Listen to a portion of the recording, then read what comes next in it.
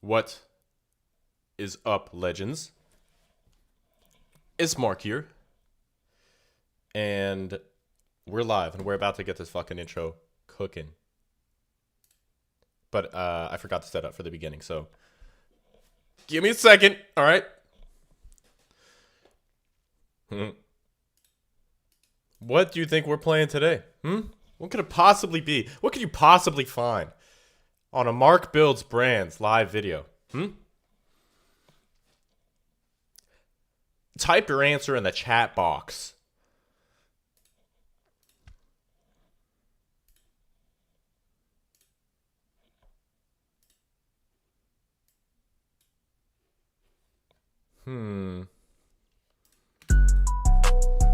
Going crazy. Woke up this little morning, my diamonds came in from Elliot. Pearls on that fucking bitch's neck, she so elegant. Chop about the fucking mall, so much made me a resident. Bitch Maybach got 4 windows, 10, it only feel like the president. How I'm coming, I'm just stepping, bitch. I'm praying to my money every day, that shit was an exorcist. I can't stop spending money on some messages. Oh, you can't stop all the capping, Instagram and shit. Who just told my bitch I made some bread, I guess I'm finishing. On some stupid shit, put 10K in that crash machine and doubled it. On some stupid shit, I love you to this bitch, but I was high. On some stupid shit, I thought that I was digging on my eyes. On some stupid shit, this bitch just told me that she was down the ride. Wow, you on my vibe. What you gonna say if we get put up by them guys? I just texted her. I tried that bitch, I told her I wouldn't lie. It's no competitive. Every day we lie like this in Instagram. This is regular. I'll pick up the phone, no, I don't answer Don't call my cellular. I just hit a jump for 28K, throw away that phone. I didn't have the same number that much, so it's best you leave me alone. I just spent like 600 on this Mont Blanc cologne. Something wrong with that kid inside his head, then blinkers on. First off, I need a bathroom, you a little bitch, fuck, he said word. Bitch, I felt like Willy Wonka's factory with serve. If Twizzy wanna kill you, he gon' kill, there's no insurance. Yeah, these kids are sherms. Woke up this little morning, my diamonds came in from Elliot. Pearls on that fucking bitch's neck, she so elegant. Chop about the fucking mall, so much made me a resident. Bitch Maybach got 4 windows, 10, it only feel like the president. We just walked in a party with 2 blocks, but that shit evident. Chop his body up and double him off, can't leave no evidence. Stop mentioning me in the week, that songs you dropping, trying to get relevant. Know that was already mad, but fuck it, we gon' give him hell with this. She putting that brand new iPad in the air, cause I love the smell of this. She wanna fuck, okay, well, come on. Alright, that's enough for today. What's up, legends? We'll restart it. It's Mark here, and we're live, baby. We got an AMA today. Ask me anything. Fancy, not so fancy way to say we're doing a Q&A today. Let's have some fun. First things first, you know what to do. Let me know where you're listening in from around the globe. You know we're worldwide here. The Mark Builds Brands. The Mark Builds Brands channel.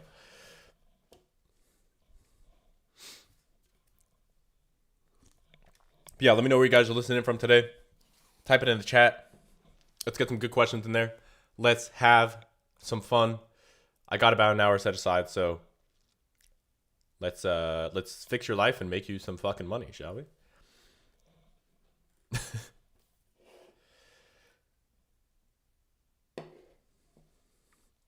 Alan, what's up? Oseba, what's up?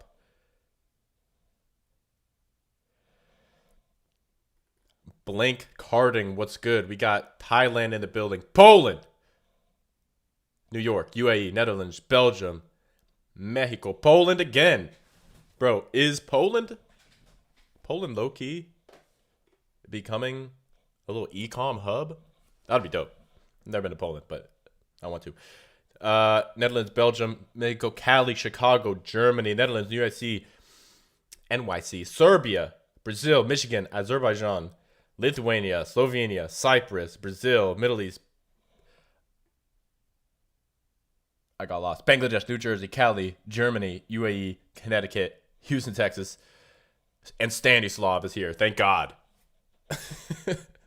Albania, more Poland, Dubai, Greece, Germany, Moldova, South Africa, Moscow, Netherlands, Cali. Golly! I miss you guys, man. It's been a little bit of time since I did a live, so let's get it started. Senegal, Bulgaria, Germany, Switzerland, Prague, Netherlands, Uzbekistan, Ethiopia. This may be the most diverse live chat I've had. We got like half of Europe covered. We got America fully covered. Canada, Australia. Well, no, not Australia. Everybody's asleep.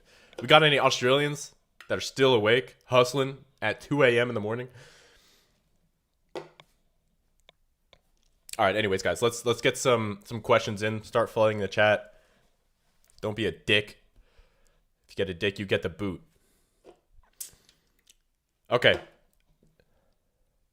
If I'm running 30 to 40 ads, what should my daily spend be? Clothing brand is what I'm running, by the way. Like, I'm wondering what having a stroke reading this question. Wondering what amount of money is not enough to properly test that many ads.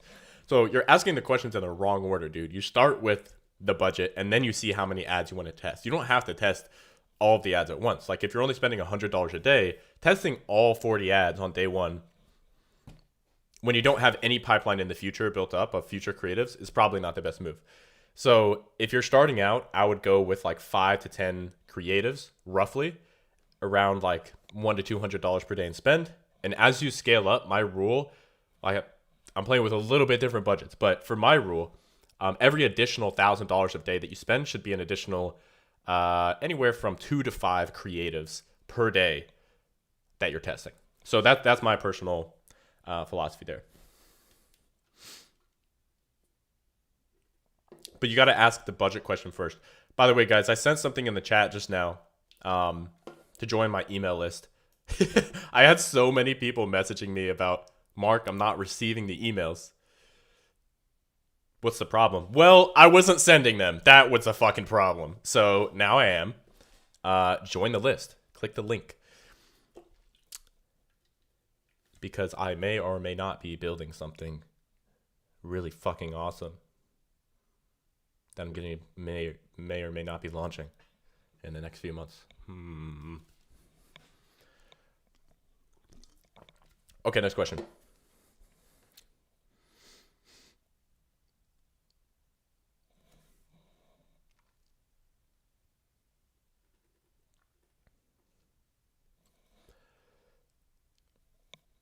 How long do you typically run ads? Oh, this is from Steve. What's up, Steve? There's an inside joke on my channel about a fictional character named Steve. If you've been around for a while, you know me and Steve got some beef. Different Steve, though. How long do you typically run ads before analyzing performance? What point can you use the element of statistical significance? So you are most likely not going to reach... Like, it's statistical significance is typically best utilized when you're comparing two different variables together, or one variable compared to a control, like a variation versus a control. If you're just like testing ads, you're not going to really hit true statistical significance most likely, unless you want to unnecessarily spend a stupid amount of money. I would more so focus on spending a specific amount per ad and per creative, and essentially having a set of KPIs, right, that you look at that tells you when to cut and when to scale. Like, every one of you should have your own internal SOP per product that you're testing so that you know your fucking numbers. So many of you guys, you don't know your fucking numbers. You don't know when you should cut something. You don't know when you should kill it. You don't know when you should scale it. And you need to know those numbers. It's going to be different for everybody because everybody has different thresholds of what they want to be profitable, but I'll give you a few starters, right? Number one is going to be cutting based off of CPC. So this is just when your ad costs are extraordinarily high before you're even getting close to getting a singular conversion or a singular sale. Like, if you spend $10 and you have one click on that ad, or for me, my rule is minimum $20 to spend. I don't cut anything under $20 in spend. So if that's the first rule, and something spends $20 and the CPC is way outside of your KPI, then that should be something that should be cut. For me, my rule is typically anywhere from 2 to 3x the average CPC for that specific geo that I'm targeting. I'll give an example. If I'm running ads in the US, I look at the average CPC for that time period. If my CPC is more than, again, 2 to 3x, let's say my average CPC is like $1, and this one ad has a CPC after $20 spent of $4. That's a 4x of my average, which for me and my brand, one of my brands, and the economics there is dog shit. So that would be something that I would cut. For me, I don't do any cuts underneath $20. If you want to be even more aggressive, you can do like 10. But that's the first rule. You need to be cutting essentially just based off of soft metrics. The next is based off of leading indicators. So you have soft metrics, which is like your CPC, CTR, CPMs even sometimes. I rarely cut because of CPMs, because your CPMs will influence your CPC. So it still kind of falls into this first rule here. But the second set is what I call your leading indicators. So if you're running on Shopify, this will be your add to carts, initiate checkouts, and that's basically it. Your add to carts and initiate checkouts. So for example, if for you, it takes on average 3 add to carts to get 1 purchase, right? That would be a 3-to-1 ratio add to cart to purchase. If that's you, oh, what? You can use the other. Oh my God, I just figured that out. Shout out to Miro. Well, I feel retarded now. Yeah, so if your add to cart ratio is 3-to-1 and your target CPA is 60, you know that you should roughly have at least 1 add to cart by $20 to spend, because that would be perfectly in line with your target CPA. If you want to be a little bit more conservative, maybe bump it to 30. If it spends at least $30, doesn't have at least 1 add to cart, that could be something that you cut. This is not necessary. This is actually the last kind of criteria that I put in place, because you really, really need to know your numbers initially. And you could potentially cut ads that are actually going to be winners and be profitable if you don't know your numbers good enough. But that is a leading indicator, because it's leading the purchase. The purchase is kind of the last thing to actually happen. But the add to carts, initiate checkout's another one that you can do. So typically it's closer to like a 2-to-1 ratio of like initiate checkout to purchase. In which case, same scenario, if you have a $60 target CPA and your ad spend's like $30 to $40 without a singular initiate checkout, that could be something that you cut pretty early. Again, is that going to be a winning ad? Like, let's say you let it run, even though the cost per initiate checkout is outside of KPI. Is that going to be a winning ad? Fuck no. But it could be an ad that is profitable within like a few $100s of spend. Is it going to be the one that runs the account? Fuck no. Because those winning creatives, the winning ads that run the entire ad account, that get like 50%, 70% of the spend on a daily fucking basis, those are hard to find. And when you do find those ones, you'll fucking know. You'll know from day fucking one, because it does so good on such a small amount of spend. It'll have like a cost per add to cart, cost per initiate checkout that is like a fraction of your KPI. That's really how you know. Like if you look at leading indicators, you want to see a really, high performing ad, leading indicators will tell you that for sure. Now for cutting losers, you can be a little bit more lenient and let it run all the way to your target CPA if you want, or your break even point, or maybe it's the same thing. If not, then you can add it in if you want to be really aggressive with your cutting. So that's kind of the second kill and cut criteria. Now, the third one that you need to have, notice I'm not giving you guys exact numbers because I want to teach you how to think, okay? I want to teach you how to think. I don't want to just fucking spoon feed you everything. I already do that in every one of my YouTube videos, okay, cunt? I want you to be able to think about your numbers. And you should have literally like an economics spreadsheet for every single product, where you have your price point, your margins, your COGS, your payment processing fees. Maybe you project some refunds or chargebacks, and you know truly how much you can spend. Most of you guys probably know your break-even return on ad spend, but do you know your break-even CPA? Do you know your target CPA? Are they the same thing? If you don't, you should. I actually have a calculator that I gave away on one of my YouTube videos. Go DM me. I think the keyword was metric that I set up. DM me metric on IG if you want that sheet that I just talked about.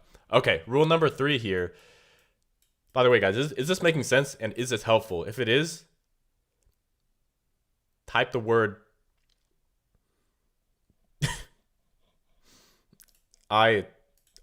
just type the word yes. I can't fucking too many intrusive thoughts at that moment. If this is making sense and it's helpful, just type yes. Thank you. Thank you. Even if it doesn't, I'm gonna keep fucking yapping, so I don't really actually care what you type in the chat. So the third rule that you should have in place is actually cutting based off of CPA or ROAS. These are your hard metrics, okay? So if you're looking at what we looked at previously, which is your leading indicators, this is the indicator. Like, that's the leading indicator. This is the indicator. This is your hard metric. These are your buyers, your purchasers, people that are paying you money. Am I on Adderall?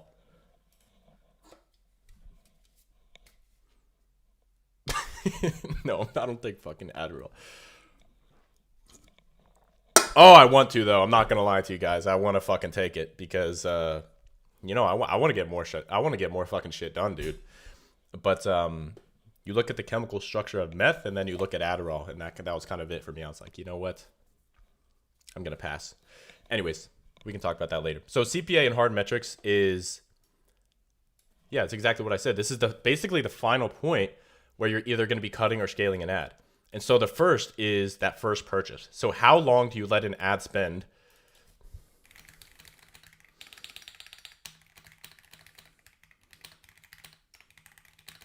before getting a purchase? This isn't a rhetorical question. Again, this also really depends on your personal economics, because I can tell you for some larger brands, the brands that get like, that do like multiple rounds of fundraising, they can spend deeply in the red to acquire a customer. Many brands that I know of, I know some of their numbers, and they will be operating at a 0.5 ROAS on front end. They'll be operating at a 0.9, a 1.1, whatever it is below their break-even point, because they know that the customer is going to be cash flow positive on purchase 2, 3, 4, etc. But that's probably not the majority of you in this chat right now. You want to be profitable on the first order. So how long do you let an ad spend before getting a purchase? The maximum I would typically let an ad spend is going to be roughly up until your break-even point. That's kind of a pretty safe bet in terms of how long you want to let something spend, unless those leading indicators are not within KPI, in which case, if the CPC is like way outside of KPI, guess what? You can cut it way before your break-even point. If your, let's say like cost per add to cart is way outside of your KPI, once again, you can cut that. If it meets these two rules and both of these are in place, the next point is going to be right at your break-even point. So if it spends your break-even point and you don't have a purchase, at that rate, if you get a purchase in the next second, you will be break-even. And then you can spend a little bit more to acquire that next customer. For me, I have different rules in place because I want to be more than break-even to acquire a customer. So my cutting and scaling criteria is actually changing very frequently because I either want to like be more aggressive and cut stuff faster and increase my standards, or if the account is doing really shit, I can actually lower my standards, because if I keep them so high, nothing is going to get anywhere near the point that I need it to be actually be profitable. Hopefully that makes sense. Yapped for a little bit, but yeah.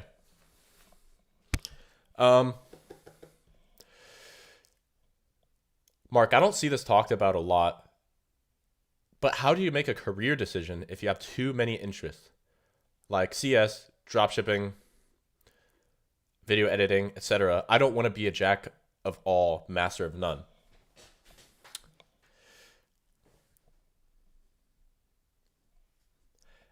This is not a super sexy answer, bro, but it is a true answer. You spending so much time thinking about what is going to be the best option is actually a worse option than just saying fuck it, picking one, and figuring out if you actually like it or not.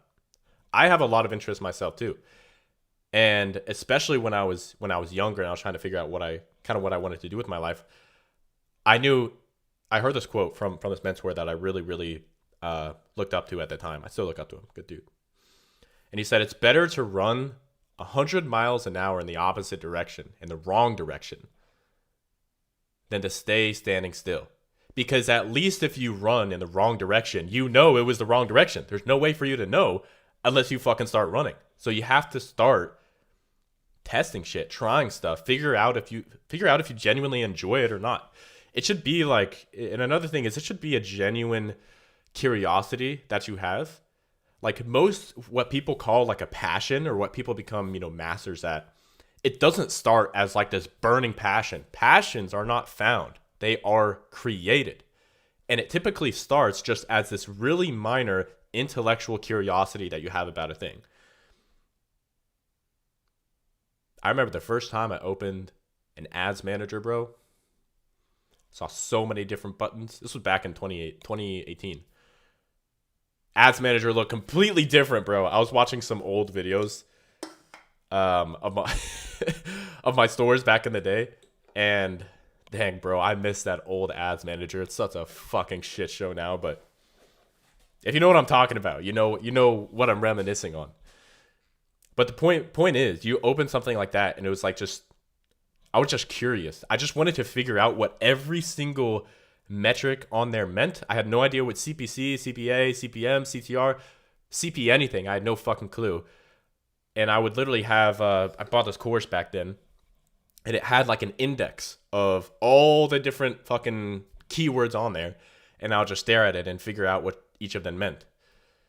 And I'll just read it over and over and over again. So that's what it's going to start as. It's not going to be just immediately this fucking passion. It's just going to start as a curiosity. And you have to pour more into it if you want to get more out. There's some things in life, guys, where it's as simple as the more you get in, the more you get out. The more you put in, the more you get out.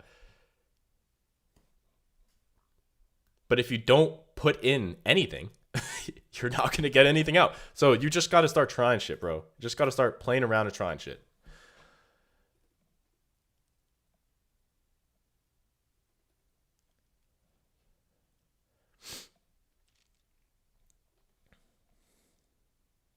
Oh, this is a good question here. From Yu-Gi-Oh!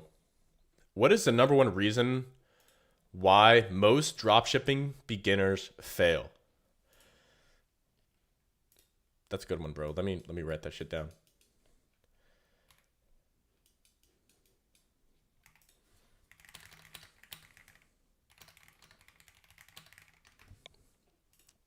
Okay. Let me think. What is the number one reason?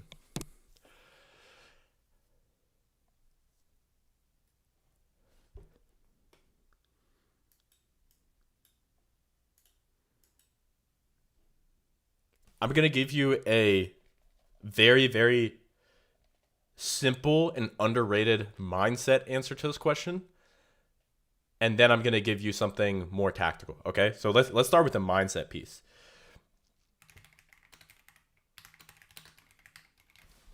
Reason number one, they're softer than Charmin. I think that's how you spell it. Softer than fucking toilet paper, bro. I'm sorry, but many of you guys are quite literally just soft. You have no grit. And to be honest, it's not really your fault. If you look at the way that many of you were raised, not necessarily by your parents, but just in this society where everything is instant. You can basically have whatever you want, whenever you want. So this concept of delayed gratification is not something you're able to grapple with. I'm being totally honest. You're just fucking soft. That's a good portion of you right now. And the reason I know that is because there's many like highly successful ecom people that I know. You ask about their beginning journey, they tested dozens of stores. I have opened dozens of Shopify stores. I have tested hundreds of products. Before I ever found my very first winner, I had already gone through 50 product tests. Just to be clear, that means I spent hours doing research on finding a good product. I selected that product and built a store around it. Because one product stores were like what I was doing at the time. I built a store around it. I then wrote all the product descriptions, the copy, designed the whole store. I then searched for ad content to use. I then created my own ads. I then launched it in the ads manager and waited 1 to 3 days. And I did that entire process 50 fucking times. 50, bro. I was so fucking retarded. Like I was not learning nearly as well as I should have been. But I'll tell you this, there was one thing that was sure in my mind, and it was like, I don't know how to do this. It's not working, but I am not going to fucking stop until I figure it out. I don't care if I have to get a job. I don't care what happens. I will figure it out. I'll either die in the process or I'll fucking figure it out. And there's a weird amount of peace that is found in that statement. When you're like, I will, like, two possible things could happen right now. I'll figure it out at some point, maybe in 5 fucking years, but I'll figure it out. Or I get fucking hit by a car before then. Or I fucking die in the process. That's like the mindset. And when you're going through failure after failure, or what people tell you are failures, really they're not failures. It's not that bad, bro. It's not that serious. But when those are the two options, there's a weird amount of peace that is found in the fact you're like, oh, I'm gonna figure it out. Like, there's the only other option is I die, and I live a pretty safe lifestyle. I don't really leave my house at the time. So I was like, it's much more likely that I figure it out. It's just a matter of time. That is it. So that's quite literally reason number one. This is a funny way to put it, but it's really just a fancy way to say the number one reason is because you lack grit. You lack fucking grit, bro. Now, reason number two, that's a little bit more tactical.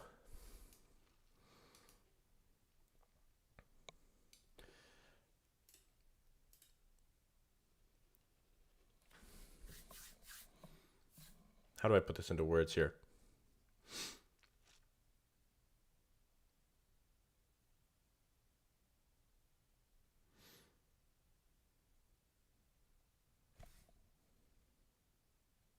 I'm going to say you don't ask the question why. So at the same time when I was going through this god-awful streak of mine testing every dog shit fucking product that a dropshipper could get his hands on, I didn't really, initially, I learned this, but initially I didn't ever ask the question why when I tested a product and it failed. I would put ad spend behind it.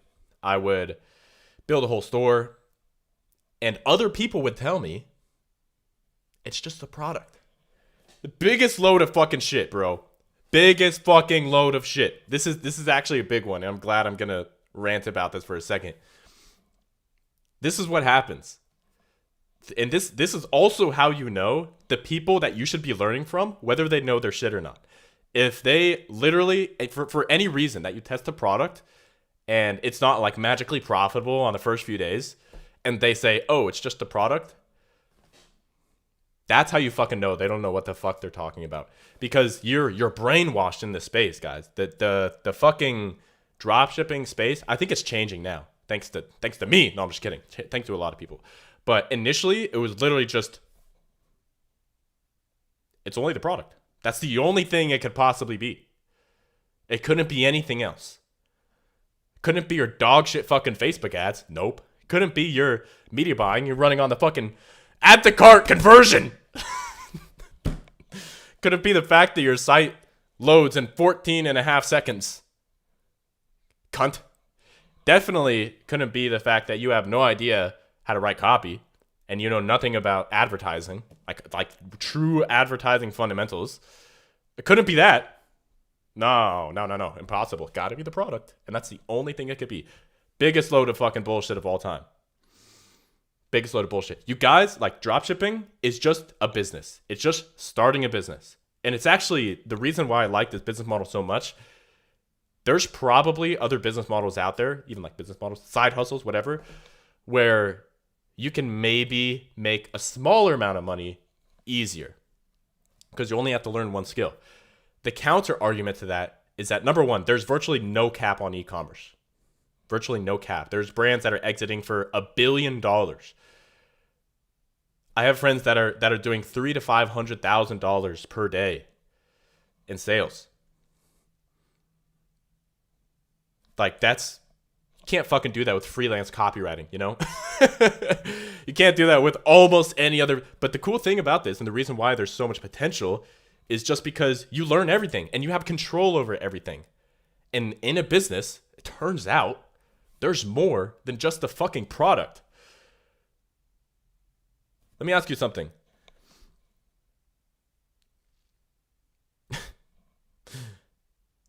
Actually, I'm not going to ask that. Never mind. But the point that I was trying to make here is you have to ask the question why after you test a product. If you test it and it doesn't do well, genuinely sit down. Like this is one of the most important parts of the whole fucking puzzle. Sit down, look at your ad metrics one by one. You should be looking at all the soft metrics first. So look at your CPM, CTR, CPC. Look at your hook rate, hold rate, cost per 3-second video view. Look at your average video watch time. Look at your engagement rate ranking, your conversion rate ranking, your quality ranking. Get all the data in front of you. And then look at the hard metrics. Cost per add to cart, cost per initiate checkout, cost per purchase, ROAS. And then look at your funnel metrics, which add to cart percentage, add to cart to purchase ratio, what is your conversion rate, what is your average order value, what is your LTV. And you get all those data points together. If you look at all of that and you know your numbers genuinely, you can very quickly understand if it was actually the product or if it was the ads or if it was the targeting or if it was it's almost never the fucking targeting, by the way, or if it was the messaging and the creatives, or if it was the landing page that you're sending to, or if it was the cart page, or if it, like you can see it all. But most people don't ask why. And so every time they test a product, it's basically just losing money. I say you never lose money when you run ads, you only buy data. Well, what good is that data if you never read it? Then you are losing money. Because you just bought the data, you do nothing about it. Like, buy the data, read it, and then figure out if it's actually the product, which is literally basically the last fucking thing. Because I just have this belief. I remember there was a point in my early journey where I was like, is it really the product? Could it be something else? For many of you, you may be like, wow, this guy's retarded. But I promise you, back in 2018, this was the rhetoric. This was what people were saying. I was like, maybe it's not only the product. I tested 2 ads. It's like, maybe it was the ads. I tested 2 of them, and I made them in Canva in about 124 seconds. Nah, I couldn't be that. Couldn't be it. Of course I could. God damn it. You get what I mean, though? You get what I mean? So I was thinking, maybe it's not only the product, and it was the creatives or the dog shit fucking Shopify store that I was using. That kind of thing. But you never get there if you don't ask this question. If you're not learning, because when you're testing products, it feels like everything you're doing is a failure. I know that feeling very, very well. It feels like every fucking thing you do fails. And it seems like no matter what you try, no matter what strategy, no matter what product, it all fucking fails. That's what it feels like. I know that feeling very, very, very, very well. But that's just an illusion, dude. Number one, it's not that deep. You're just running ads on Facebook to Shopify. Like, grow up. Number two, you need to read what the data is telling you. It's telling you a story, as I always say. Read the story. What did you actually do incorrectly?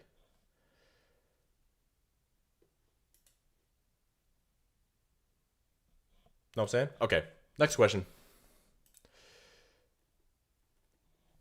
Ron.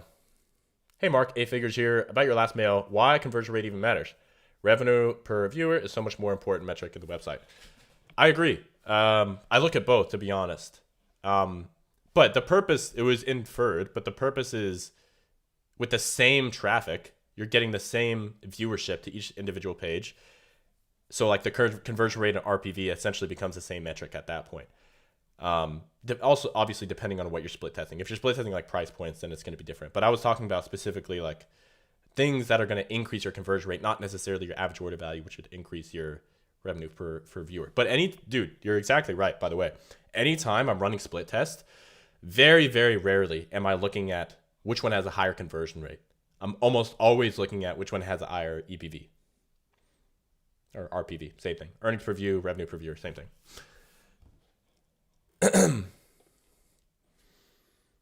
But the concept still remains the same. Next question. Oh, actually, guys, I'm gonna add another thing to this list. I just thought of this, but I do think this would be pretty valuable. This is actually one of my principles of marketing. I have never shared them publicly, but I'll share this one. It's literally number one on the list.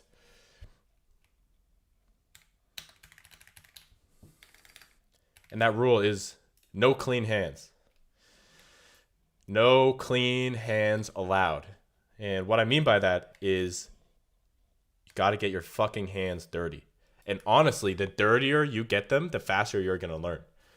If I had to bet on a guy that was testing a product a week versus a product a day at the same level of quality, by the way, I'm going to take the guy that's doing a product a day every single fucking day of the week. That guy's going to win because he's just testing more, testing faster, getting data faster. He's XP farming in this bitch. No clean hands.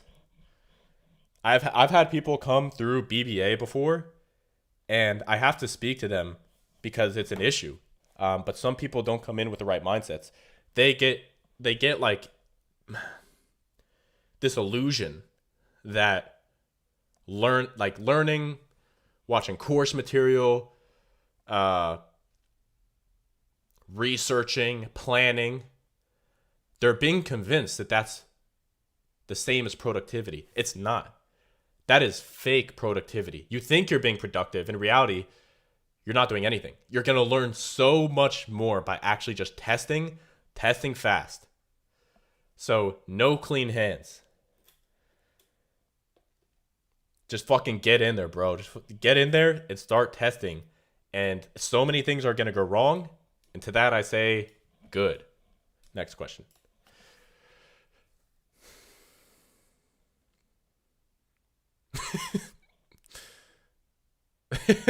This is such a funny question. Mark, when you say run more ads, do you mean run them all at the same time? Or to run more ads by testing them and stopping them and testing others and basically repeating that cycle? Or just keep, I don't even know what the second half of that was going to be. Run more ads is literally just for you to create really, really good ads, not shit ads.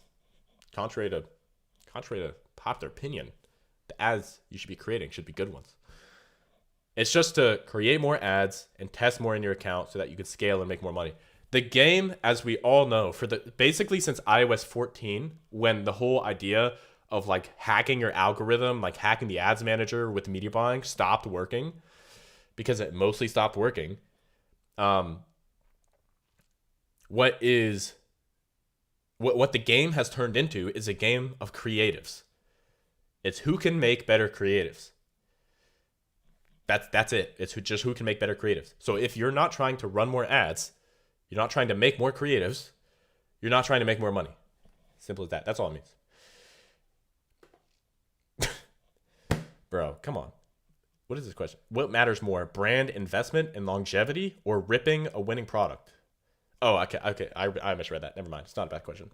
How quickly are you willing to cut a product versus investing into it? I'm not going to invest into anything that isn't like somewhat validated. So even if I think the product is fucking amazing and I think it's totally the best product on the market and better than anything else out there, I'm not going to invest into it until I get people to buy, period. And I have a video somewhere on my channel called about dry testing. And you can use that strategy to actually get validation before you buy any stock of anything. And plus, you can just use dropshipping to do that too. Dropshipping is not a business model. It's a fulfillment model. And you can use it to test products before you get validation. And then once you do get validation, you order the stock, you put your fucking logo on it, you hold it in a 3PL, and then you got a real brand. Or at least you're on the way.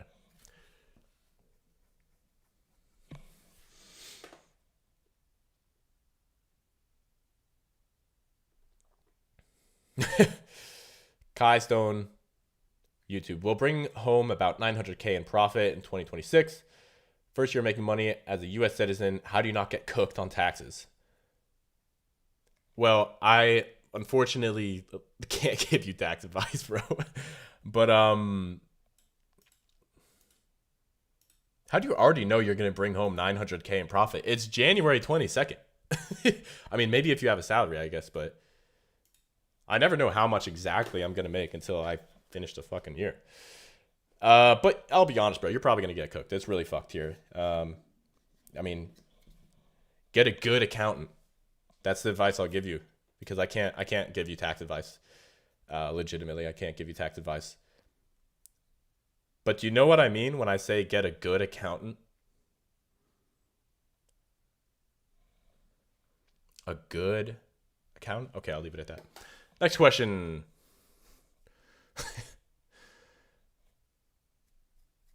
How much calories when you cut? It depends how aggressive I'm cutting, bro. I've done some really, really fucked up cuts before, and it pretty badly impaired my health. So, I mean, my maintenance calories, dude, are like 3,000. So, I've done cuts roughly 1,500 calories a day, and that was at like 230 grams of protein per day. That was probably the most aggressive cut I've ever done. I hated it. I felt horrible, and I really hurt my health. Wouldn't recommend it. 300 to 500 calorie deficit is usually a good place to be. It's much more sustainable. It'll take longer, of course, but yeah. There is something called I don't know if I can actually say it, but you guys probably know Mike Israetel. You can go look it up. It's that right there. That was basically what I did.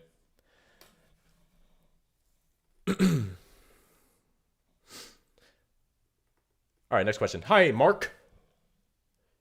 Hey, man. I heard a copywriter say that when everybody else is doing the same thing, you have to do the opposite. What would you do right now, since I see everyone only using native ads and advertorials? You know the answer to that, man. Come on now. I've already seen this bounce back. I've actually seen this bounce back for a few months now, because I saw the same thing. Everybody's pushing statics super, super, super hard. And whenever you see so many people talking about the same thing, you know it's coming to its point of saturation. When all the fucking Twitter gurus are talking about statics, that's when you know, okay, it's probably time to move on to the next thing. I mean, you'll only really know based off the data in your ad account, but just being honest, that's when you know. But you're exactly right. When everybody's zigging, you should be zagging. I have already started this. I've been doing this for months and leaning substantially more into videos. In terms of advertorials, I mean, advertorials are still working for me. People have been talking about advertorial for a long, long time. Those are nothing new. The native statics are also, ironically, nothing new, but you've been convinced that they are. So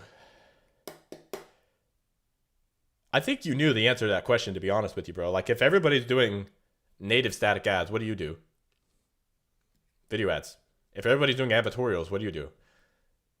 Maybe a quiz, maybe rated PDP, maybe just regular sales page, maybe I don't know, bro. There's so many different ways to do it, but it just comes down to testing like everything else. But I know advertorial is still ripping for many, many people, including myself. Same thing with quizzes.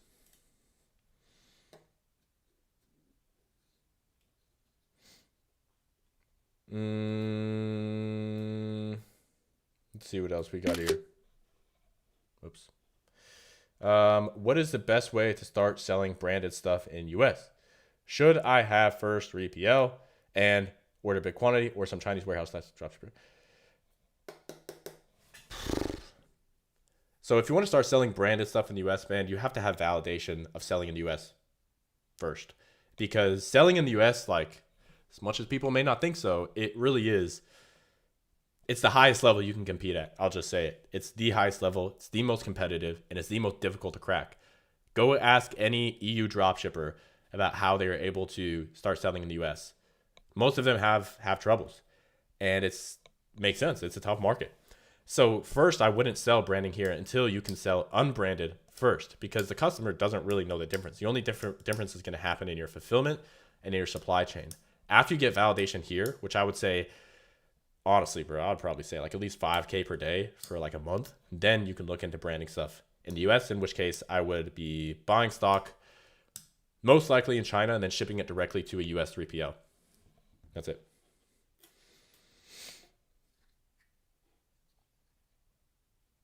All right, give me some good questions, guys.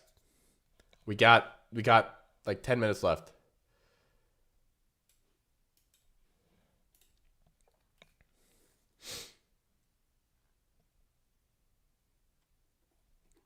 Chad Mad. Hi, Mark. I saw all your product research videos, but I'm struggling to find one. I know it's not so deep, but I'm searching and searching and see only these electronic products that need CE certificate. You may have criteria that is a little bit too strict, bro. With product research, in order to have like a good amount of product for you to actually look at, it should be a very straightforward, list of criteria, right? It should solve a problem in a passionate market. It should have good margins, which is at least, honestly, I think I should change this rule to like $30 plus. $30 gross margin. And 3x your cost of goods. Needs to meet those two rules. And other than that,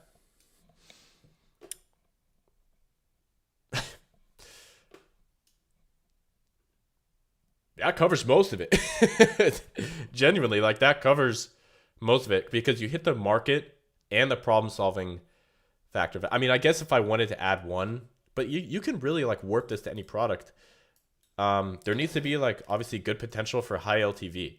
So that can either be through a really high AOV, which is where naturally you're trying to collect as much cash as possible on that first transaction, or you can play the LTV game and do stuff like subscriptions and get people on recurring subscriptions of coming back and purchasing from you every single month.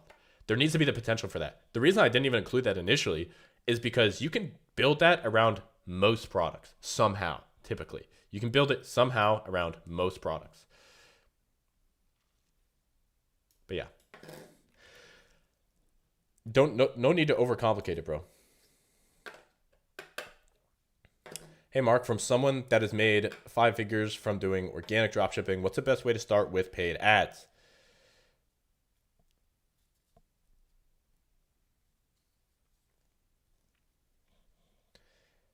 I mean, it's kind of a large question. I would start watching all my content. Look, I will say, man. Okay, so this is actually a really good comparison. I've been doing ecom dropshipping since 2018. Organic dropshipping now is basically like running regular dropshipping in 2018. It was all these highly niche products that had like this big shock factor. Like the big thing back in the day when I was watching product research tutorials on YouTube in 2018, it was like it needs to have a wow factor. A wow factor. That was like one of the biggest things. Like a fidget spinner, wow factor. Like this little keychain camera thing, wow factor. It's like just a cute little cheap shit fucking thing. And that's what organic to me. I mean, it's not only like that, I know, but I'm trying to draw a comparison here. Now, if you're gonna make the shift into paid ads, you have to really, really, truly, honestly understand direct response, dude. That's the biggest thing. Content is not copy. Two different skill sets. Content versus copy. Two different skill sets. One of my fantastic copywriter I look up to, Peter Kell. He went through this whole thing. He was running the VSL stuff at Mind Valley. He scaled a skincare brand, did 100K a day for every single day for like 8 months in a row. Phenomenal copywriter. And he went to go work at this company called Mind Valley. And he wanted to try out this new format for VSLs where he'd basically do it kind of off rip. And he'd just ask questions and then the spokesperson would just answer super naturally. Not like copywriting, but just like content. So he was like, it's bringing out this authenticity. Like you're just kind of spitting off the dome. It's going to be so much better, convert better because the energy is really going to sell, all this stuff. That was his theory. And then he proceeded to test, I think, like 11 or 13 big VSLs. And every single one of them failed. And the main takeaway there that he learned that I can take from him is that content is not copy. Content is designed for viewership. Copy is designed for conversions. Two completely different skill sets. The best advice I can give you, bro, is you gotta go get your fucking doctorate in direct response advertising.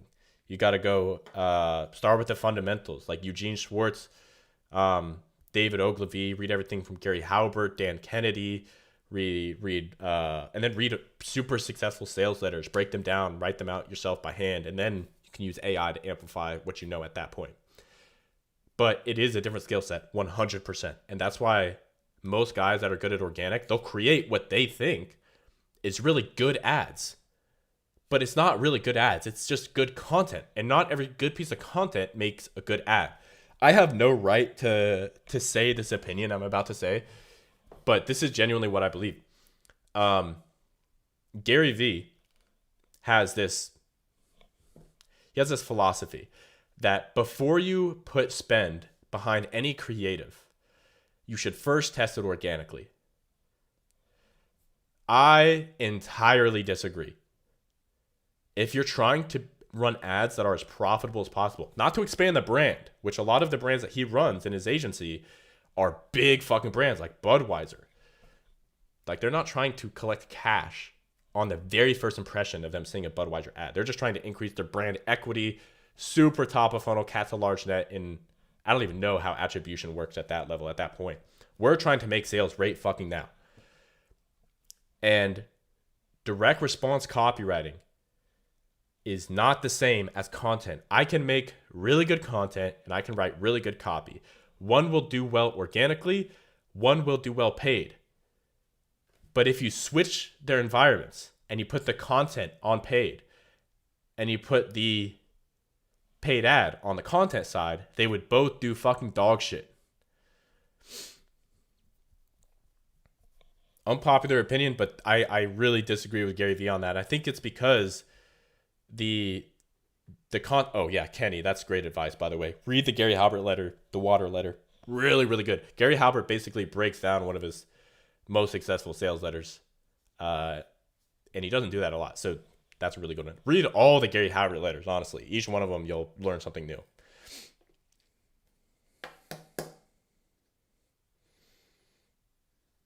That's game, bro. Shout out to you, Kenny. Anonymous. Got my first 12K day today. That's fucking beautiful, bro. I love it.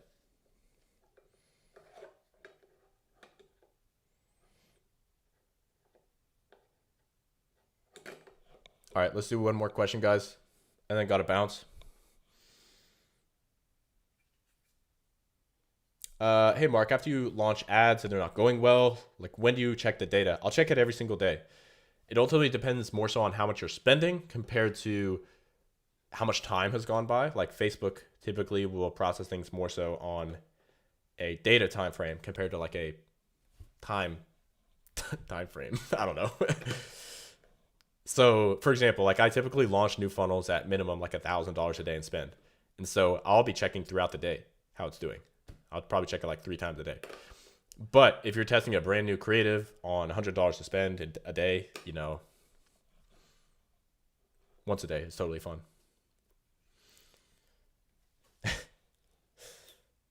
You guys are funny.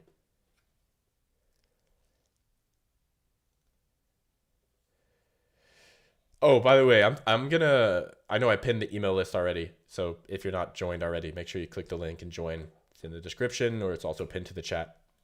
Somebody asked about like CBO testing for creatives versus ABO testing. I'm actually going to write an email about this because I have kind of changed my philosophy very recently and want to keep you guys in the loop, but I can't. There's a lot more that goes into it. I'll just kind of put it that way.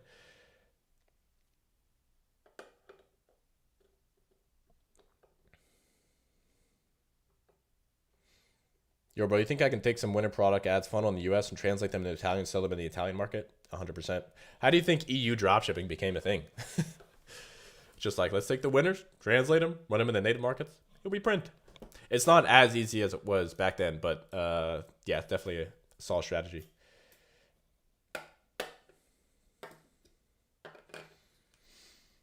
Do you run server side for your campaigns? I used to. Actually, on some of them I do and some of them I don't. Not the campaigns, but like the accounts and the brands. One of them I'm straight up fucking raw dogging with browser only. Because I went through this whole fucking thing with this new server side setup and it absolutely fucked my pixel. So I had to go back to an older pixel that I have, and now I'm just using only browser for that. I have Cappy turned on on Shopify, but nothing for the ads that I'm running on the funnels. Only browser. The reporting is off by plus or minus probably 15%. But I don't use Facebook reporting anyways, so I don't really care. But yeah, guys, that's gonna be it for this live. Thank you so much for joining. This was a good one. Good to be back on the lives. I don't remember when I did my last one. But let's cue the outro, shall we? Is the audio working? Go inside. What you doing? Yeah, we can fuck okay, but you can't spend the night. What you doing? I always wanted the best while your ass was playing around. What you doing? I pull up and shoot your medulla, lay that nigga down. What you? Yeah, little buddy was sick to all his bands. Bitch, I done got rich, yeah, with no advance. Yeah, all of these bad, yeah, all of these barbs. Yeah, all of these bad, yeah, all of these barbs. Yeah, we just cotton up, we'll pull at the parties. I just be shipping that side, shipping that somebody farted. I ain't even gonna lie with the purse, they just be having me retarded. Yeah, my brother been still on the run, and shit on our backs and target. No, I ain't talk about the store. No, I ain't talk about your whore. No, I ain't worried about money. I know I'll get more. Back in the day, I broke. Yeah, little buddy got spent here a joke. Yeah, I got a diamond ring that I put on my piggy, it's making me float. Yeah, hey, got crossed up in real life. Both your ankles broke. Yeah, I just woke up on one life.